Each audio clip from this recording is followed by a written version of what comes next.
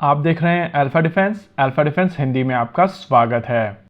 आज के इस वीडियो में हम लोग बात करने वाले हैं 3 ऐसे देशों के बारे में जो एक 5th जनरेशन फाइटर जेट बनाना चाहते हैं। ये देश हैं साउथ कोरिया, टर्की और भारत। कहने के लिए United states of America, Russia, China और जापान अपने 5th जनरेशन फाइटर जेट उड़ा चुके हैं और यूएस, रशिया और चाइना तो इनको मास प्रोड्यूस भी कर चुके हैं।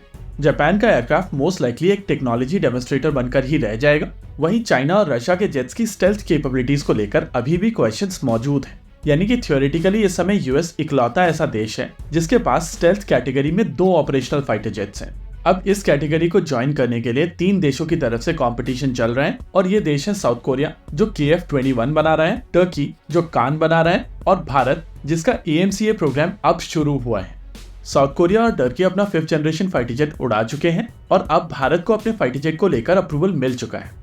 लेकिन फन फैक्ट, ये तीनों के तीनों फाइटर जेट अमेरिकन इंजन से पार किए जाते हैं और ये सभी के सभी American engine 4th generation engine हैं। जी हाँ, ये इंजन स्टेल्थ फाइटर जेट्स के लिए नहीं बनाए गए थे। टर्किश कान में F-16 में यूज होने वाला general electric F110 engine use किया जाता है। वहीं पर अभी के KF-21 और आने वाले AMCA में FA-18 सुपर हॉर्नेट का इंजन यूज किया जाएगा, यानी कि GE-F414 इंजन। कहने के लिए तीनों fighter jet 5th generation fighter jet होंगे, लेकिन ये चीज हम सभी जानते हैं कि ये पूरी तरीके से स्टेल्थी फाइटर जेट्स नहीं होंगे।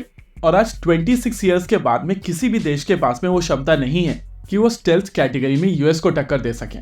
अगर स्टेल्थ कैटेगरी में एंटर होने वाले ये नए 3 जेट्स के बारे में आप बात करेंगे तो आपको समझ में आएगा कि ये तीनों अप्रोच पूरी तरीके से अलग है। देखिए, इन जेट्स को बनाने वाले तीनों देश ग्रोइंग इकोनॉमी है और तीनों देशों के साथ में बजट कॉन्स्ट्रेंट रहा है। साउथ कोरिया ने KF-21 प्रोग्राम साल 2002 में शुरू कर दिया था, लेकिन टेक्नोलॉजिकल और आर्थिक कारणों के चलते साल 2008 तक इसको बहुत ज्यादा ट्रैक्शन नहीं मिला था। ऑफिशियली ये प्रोग्राम साल 2010 में शुरू हो गया था और इंडोनेशिया ने ये प्रोग्राम ज्वाइन भी कर लिया था। 19 जुलाई 2022 को इस एयरक्राफ्ट की पहली उड़ान हो गई थी और प्लान है कि साल 2026 तक इसको इंडक्ट कर लिया जाएगा। साउथ कोरिया की तरफ से ये प्रोग्राम 2 फेजेस में एग्जीक्यूट किया जा रहा है। पहले फेज के दौरान ब्लॉक 1 बनाया जाएगा जो कि एक एयर सुपीरियोरिटी फाइटर जेट होगा। यहाँ पर किसी भी तरीके के इंटरनल वेपन्स बे नहीं है, बल्कि मिसाइल सिस्टम को सेमी रेसिस्ट पायलन के ऊपर माउंट किया जाएगा, जहाँ पर आधी मिसाइल सिस्टम एयरफ्रेम के अंदर होगी और आधी बाहर। इसके अलावा साउथ कोरिया की अप्रोच भी काफी क्लियर है। उनकी तरफ से ज्यादातर सब सिस्टम्स को बाहर से ही अक्वायर किया जा रहा है और इस एयरक्राफ्ट को बनाने में लॉकहीड मार्टिन उनका पार्टनर है। जी हाँ, वो कंपनी जिसने वर्ल्ड के सबसे ज्यादा बिकने वाले स्टेल्थ फाइटर जेट्स बनाए हैं।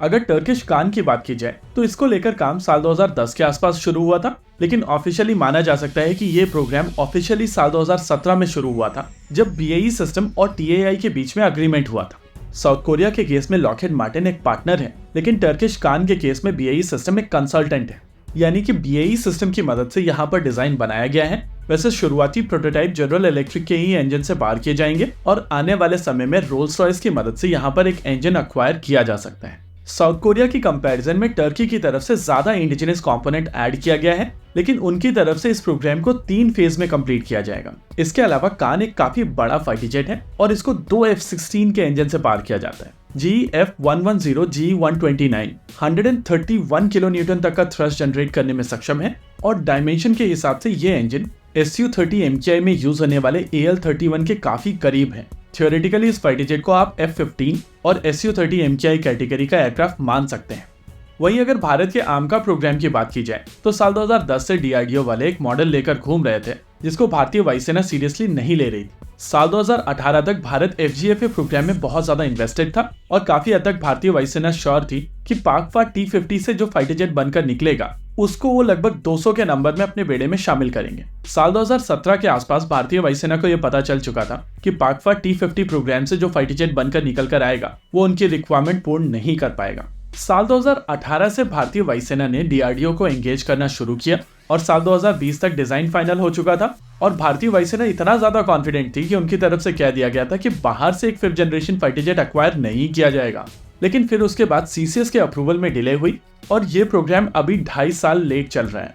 इनिशियल प्लान के हिसाब से ये एयरक्राफ्ट साल 2030 में भारतीय वायुसेना को मिल जाना था, लेकिन अब ये एयरक्राफ्ट साल 2032 तक भारतीय वायुसेना को मिलेगा।